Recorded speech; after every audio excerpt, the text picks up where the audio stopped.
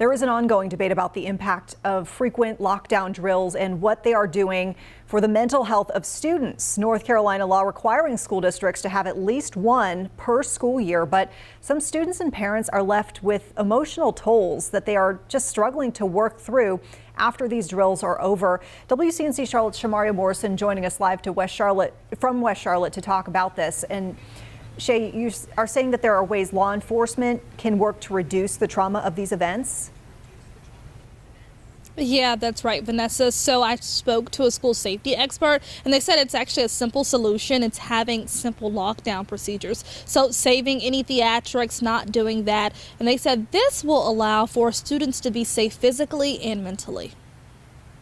Real and practice lockdowns can have negative impacts on students' mental health. Research and experience shows that lockdowns work.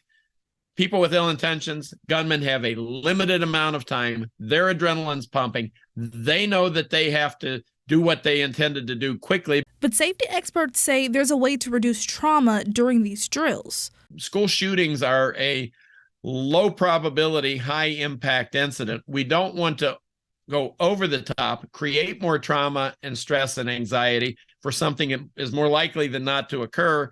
We want people to be prepared and aware, but not scared. Mental health experts also say there are warning signs you should look for after a lockdown happens. Other times we might see an increase in aggression in play, an increase in interest about death or safety concerns. But there is a right and wrong way to approach your child about how they're feeling after a lockdown. But sometimes we want to make sure that we're keeping ourselves in check before we go and help our child, because what we don't want to do is impose our own concern, grief, trauma onto our child. Experts say parents should adjust their tone and consider their child's age when talking about lockdowns and the real risk of violence in schools. A study by Everytown Research and Policy says that lockdowns have been linked to increased depression and anxiety in students.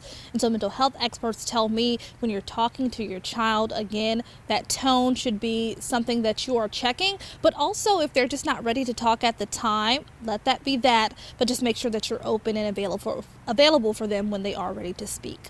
Shamaria Morrison, WCNC Charlotte. Yeah, a lot for this new generation of students to think about. Shay, thank you.